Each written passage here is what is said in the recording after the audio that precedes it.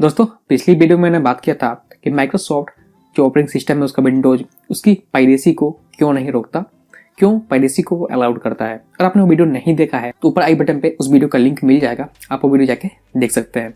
और आज की वीडियो में हम बात करने वाले हैं जितने सारे पायरेटेड विंडोज होते हैं, पायरेटेड सॉफ्टवेयर होते हैं, उनको यूज़ करने के क्या क्या नुकसान हमें हो सकते हैं। कि अगर हम कोई भी सॉफ्टवेयर या फिर कोई ऑपरेटिंग सिस्टम जो पायरेटेड होता है, जो कि पैसे से हमें खरीदना पड़ता है, उसको हम फ्री में यूज़ कर लेते हैं पायरेसी का यूज़ करते हुए, तो उसके यूज़ करने से हमें क्या क्या नुकसान हो सकते हैं।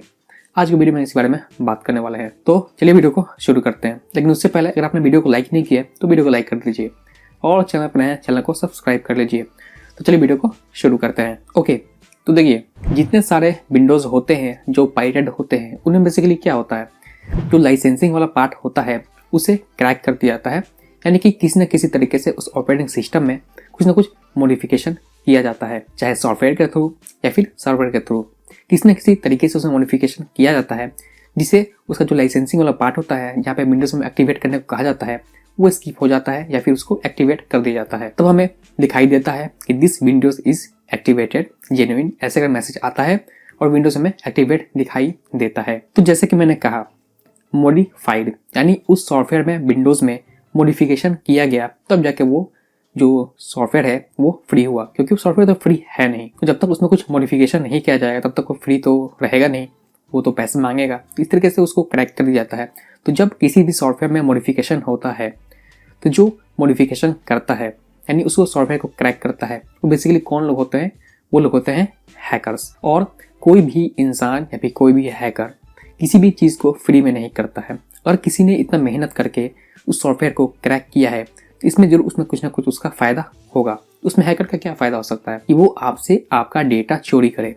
तो ऐसे में जितने सारे पायरेटेड सॉफ्टवेयर होते हैं उनमें बेसिकली पहले से ही आपको मालवेयर, वायरस, स्पाईवेयर, इन सब टाइप के चीज़ें प्री इंस्टॉल मिल सकती हैं, जो कि चुपके से हमारे सिस्टम में जितना सारा डेटा है वो उन तक वो इजीली पहुंचा देती हैं और हमें पता भी नहीं चलता। हो सकता है कि आप सिस्टम अपडेट मांग रहा हो, आपने अपडेट किया, तो हो सकता है वो आपका अपडेट फेक हो। आपको लगा कि सिस्टम अपडेट हो रहा है, लेकिन बिहाइंड द सीन आपका डेटा हैकर के पास जा रहा है। आपके सिस्टम में जो भी चीज़ें स्टोर्ड है उनका डेटा उसके पास जा रहा है। तो सबसे मेन जो चीज़ है, नुकसान है, ये हमारा यही है कि सॉफ्टवेयर मॉडिफाइड है, उससे बहुत सारे रिस्क हो सकते हैं। इस तरीके के जो है वायरस से हम इन्फेक्ट हो सकते हैं पहले से ही। तो फिर आप अलग से एंटीवायरस भी डाल लोगे तो क्या फ़र्क पड़ता है कि जब आपका बेस ऑपरेटिंग सिस्टम ही खराब है तो ऊपर से एंटीवायरस कितना ही रोक लेगा। तो अब बात करते हैं दूसरे डिसएडवांटेज के बारे में, जो कि है इलीगल।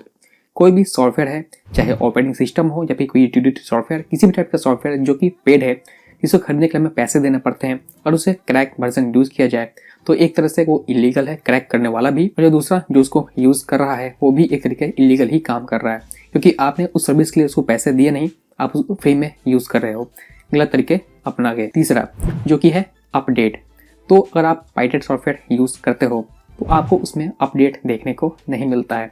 फॉर एग्जांपल आपने विंडोज़ एक्टिवेट कर लिया क्रैक मार के, ठीक, उसको किसी भी तरह से एक्टिवेट कर लिया, तो जब भी वो अपडेट चेक होगा सर्वर पे, तो अगर सर्वर को पता चल गया, सिस्टम को पता चल गया कि आपका जो सॉफ्टवेयर है उसमें जो लाइसेंस की है वो जेन्युइन नहीं है, फेक है, वो सॉफ्टवेयर पायरेटेड है, तो हो सकता है आपको अपडेट आना बंद हो जाए। बेसिकली ऐसा होता भी है। और अपडेट में क्या क्या होते हैं, जैसे कि फॉर एग्जांपल कोई नया फीचर आने वाला है वो आपको नहीं मिलेगा क्योंकि आपका अपडेट होगा ही नहीं।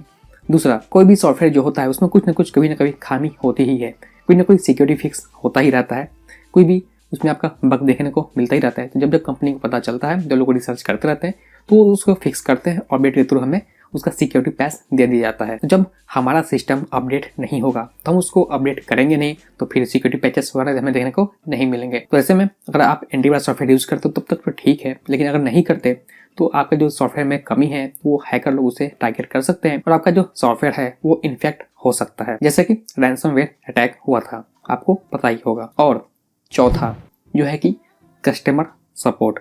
फॉर एग्जाम्पल आप कोई सॉफ्टवेयर बाई करते हो, फॉर एग्जाम्पल आपका एंटीवायरस, उसे तो आप बाई करते ही होगे, उसमें अगर आपको कोई प्रॉब्लम देखने को मिलती है तो आप क्या करते हो, कस्टमर केयर को कॉल करते हो, वो आपकी पूरी हेल्प करते हैं।